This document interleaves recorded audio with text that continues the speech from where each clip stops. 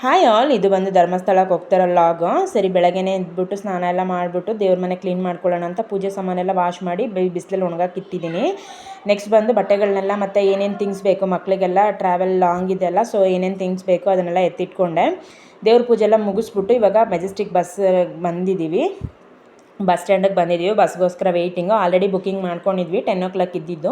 ಆ ಗ್ಯಾಪಲ್ಲಿ ಮಕ್ಕಳಿಗೆ ಟ್ರಾವೆಲಲ್ಲಿ ಸ್ನ್ಯಾಕ್ಸ್ ಏನಾದರೂ ಬೇಕಾಗುತ್ತೆ ಅಂತೇಳ್ಬಿಟ್ಟು ಒಂದು ಶಾಪಲ್ಲಿ ಎಲ್ಲ ತೊಗೊಳ್ತಾ ಇದ್ದೀವಿ. ಅವ್ರಿಗೆ ಏನೇನು ಬೇಕು ಸ್ನ್ಯಾಕ್ಸು ತಿನ್ನೋದಕ್ಕೆ ಅಂತ ಹೇಳಿಬಿಟ್ಟು. ನೆಕ್ಸ್ಟ್ ಅಲ್ಲಿಂದ ಬರ್ತಾ ಇರಬೇಕಾದ್ರೆ ಇದೊಂದು ಪಿಕ್ಚರ್ ನನಗೆ ತುಂಬ ಇಷ್ಟ ಆಯಿತು. ಇದೊಂದು ಕ್ಲಿಪ್ಪಿಂಗ್ ಇರಲಿ ಅಂತ ಹಾಕಿದ್ದೀನಿ. ನೋಡೋದಕ್ಕೆ ತುಂಬ ಚೆನ್ನಾಗಿತ್ತು. ಬಸ್ಗಳೆಲ್ಲ ಯಾವುದ್ಯಾವುದಿದೆ ಅದ್ರ ಬಗ್ಗೆ, ಆ ಟಾಪಿಕ್ ಬಗ್ಗೆ ಲೈಟಾಗಿ ಒಂದು ಕ್ಲಿಪ್ ಅಲ್ಲಿ ಕೊಟ್ಟಿರ್ತಾರೆ. ತುಂಬ ಚೆನ್ನಾಗಿತ್ತು. ಅದೊಂದು ಕ್ಲಿಪ್ಪಿಂಗ್ ಇರಲಿ ಅಂತ ತೊಗೊಂಡೆ. ಬಸ್ ಹೇಗೆ ರಶ್ ಇರುತ್ತಾ ಇಲ್ಲ ದೇವಸ್ಥಾನದಲ್ಲಿ ಹೇಗೆ ರಶ್ ಆಗಿರುತ್ತಾ ಅನ್ನೋದೇ ಒಂದು ಮೈಂಡಲ್ಲಿ ನಮಗೆ. ಯಾಕಂದರೆ ಮಕ್ಕಳು ಬೇರೆ ಇಟ್ಕೊಂಡು ನಮಗೆ ಕ್ಯೂವಲ್ಲಿ ನಿಲ್ಲೋದಾಗಲಿ ಅಲ್ಲಿ ಯಾವ ಥರ ಇರುತ್ತೆ ಅಂತ ನನಗೆ ಗೊತ್ತಿಲ್ಲ. ಸೊ ಅದ್ರ ಬಗ್ಗೆನೇ ಯೋಚನೆ ಮಾಡ್ಕೊಂಡು ಕೂತಿದ್ವಿ. ನೆಕ್ಸ್ಟ್ ಬಂದು ಡಿನ್ನರ್ಗೆ ಬಂದುಬಿಟ್ಟು ಊಟ ಎಲ್ಲ ನಾವೇ ಪ್ಯಾಕ್ ಮಾಡಿ ಮನೆಯಿಂದ ಎತ್ಕೊಂಡ್ಬಂದಿದ್ವಿ. ಹೋಟೆಲ್ಸಲ್ಲಿ ಎಲ್ಲೂ ತಿಂದಿಲ್ಲ. ಇವಾಗ ಬಸ್ಸಿಂದ ನಾವು ಇಳ್ಕೊಂಡಿದ್ದಾಯಿತು, ಧರ್ಮಸ್ಥಳ ರೀಚ್ ಆದ್ವಿ. ಬೆಳಗ್ಗೆ ಬಂದು 4:30ಗೆ ರೀಚ್ ಆಯಿತು ಕರೆಕ್ಟಾಗಿ. ಮತ್ತು ಅಲ್ಲಿಂದ ರೆಸ್ಟ್ ರೂಮ್ ಎಲ್ಲ ಹೋಗ್ಬೇಕಂದ್ರೆ ಅದನ್ನೆಲ್ಲ ಮುಗಿಸ್ಕೊಂಡು ಇವಾಗ ಬಂದ್ಬಿಟ್ಟು 4:45 ಆಯಿತು. ಸೊ ಅಲ್ಲಿಂದ ಹೊರಡೋಣ ಅಂತ ಹೇಳ್ಬಿಟ್ಟು, ಇದು ಬಂದು ಧರ್ಮಸ್ಥಳ ಎಂಟ್ರೆನ್ಸು. ಆರ್ಚ್ ದಾಟಿ ಒಳಗಡೆ ಹೋಗಬೇಕು ಮುಡಿ ತೆಗಿಯೋದಕ್ಕೆ. ಚರಿತ್ನ ಕರ್ಕೊಂಡು ಹೋಗ್ಬೇಕು ಇವಾಗ. ಎಲ್ಲರೂ ಇವಾಗ ಒಳಗಡೆ ಹೋಗ್ತಾ ಇದ್ದೀವಿ. ಸ್ವಲ್ಪ ನಡಿಬೇಕಷ್ಟೇ. ಆರ್ಚಿಂದ ಸ್ವಲ್ಪ ಮುಂದೆ ಹೋದರೆ ಮುಡಿ ತೆಗಿಯೋ ಜಾಗ ಬರುತ್ತೆ. ಸೊ ವೆಯ್ಟ್ ಮಾಡೋದಕ್ಕೆ, ಯಾಕಂದರೆ ನಾವು ಬೇಗ ಹೋಗಿದ್ವಲ್ಲ, ಓಪನೇ ಬಂದಲ್ಲಿ 6 o'clock ಅಂತ ಹೇಳಿದ್ರು. ಬಟ್ ಬೇಗನೆ ಓಪನ್ ಮಾಡಿದ್ರು. 5:45ಗೆಲ್ಲ ಓಪನ್ ಆಯಿತು. ಇವಾಗ ಮುಡಿ ತೆಗ್ಸೋದಕ್ಕೆ ಅಂತ ಒಳಗಡೆ ಹೋಗ್ತಾ ಇದ್ದೀವಿ. ಚಿಕ್ಕ ಚಿಕ್ಕ ಪಾರ್ಟಿಷನ್ ಆಗಿ ಈ ಥರ ಗೇಟ್ ಥರ ಹಾಕಿರ್ತಾರೆ. ಚಿಕ್ಕ ಮಕ್ಕಳನ್ನೆಲ್ಲ ಇಟ್ಕೊಂಡ್ರೆ ಸ್ವಲ್ಪ ಕಷ್ಟ ಅನಿಸುತ್ತೆ.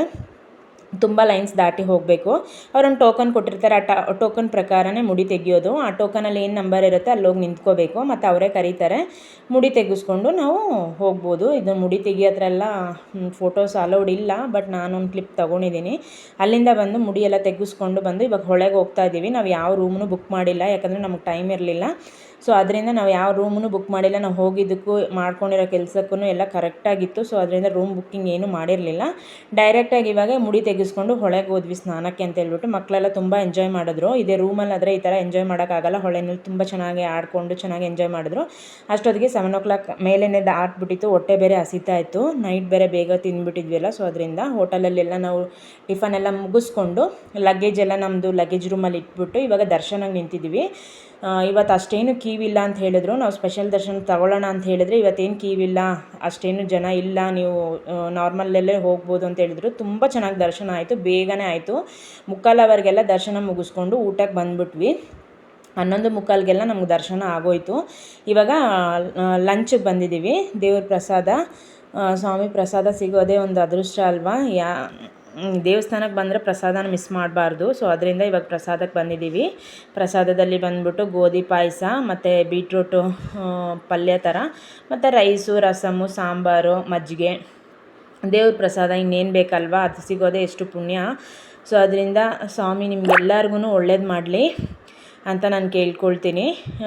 ನಮಗಂತೂ ದರ್ಶನ ಆಗಲಿ ಮತ್ತು ಹೋಗಿದ್ದಾಗಲಿ ಬಂದಿದ್ದಾಗಲಿ ಯಾವುದ್ರಲ್ಲೂ ಏನು ತೊಂದರೆನೇ ಅಂತಲೇ ನಮ್ಗೆ ಅನಿಸಿಲ್ಲ. ತುಂಬ ಕಷ್ಟ ಆಯಿತು ಅಂತಲೇ ಅನಿಸಿಲ್ಲ. ಯಾರೂ ಕಷ್ಟ ಅಂತ ಅಂದ್ಕೋಬಾರ್ದು. ಬಟ್ ನಮಗೆ ಆ ಥರ ಅನ್ನಿಸ್ಲಿಲ್ಲ. ತುಂಬ ಚೆನ್ನಾಗಿ ದರ್ಶನ ಆಯಿತು. ತುಂಬ ಖುಷಿ ಅನ್ನಿಸ್ತು ನಮಗೆ. ದೇವ್ರನ್ನ ಬಂದ್ಬಿಟ್ಟು ಹತ್ರದಿಂದನೇ ನಿಧಾನಕ್ಕೆ ದರ್ಶನ ಮಾಡೋ ಭಾಗ್ಯ ನಮಗೆ ಸಿಕ್ತು. ಮಕ್ಳಿಗೂ ಮುಡಿ ತೆಗೆದ್ವಿ. ಅಮ್ಮನೂ ಮುಡಿ ತೆಕ್ಕೊಂಡ್ರು. ಅಮ್ಮನಿಗೆ ಏನು ಅನ್ನಿಸ್ತು ಗೊತ್ತಿಲ್ಲ. ಬಟ್ ಅವರು ಮುಡಿ ತೆಕ್ಕೊಳ್ತೀನಿ ಅಂದರು. ಓಕೆ ಅಂತ ಹೇಳಿದ್ದಾಯಿತು. ಮಿನಿ ಶಾಪಿಂಗ್ ಏನಾದರೂ ಮಾಡೋದಾದರೆ ಮಾಡ್ಕೋಬೋದು. ನಾವೇನೂ ತೊಗೊಳ್ಳಿಲ್ಲ. ಎಲ್ಲರಿಗೂ ದೇವ್ರು ಒಳ್ಳೇದು ಮಾಡಲಿ. ಈ ವಿಡಿಯೋ ಇಷ್ಟ ಆದರೆ ಲೈಕ್ ಮಾಡಿ ಫ್ರೆಂಡ್ಸ್. ಬಾಯ್.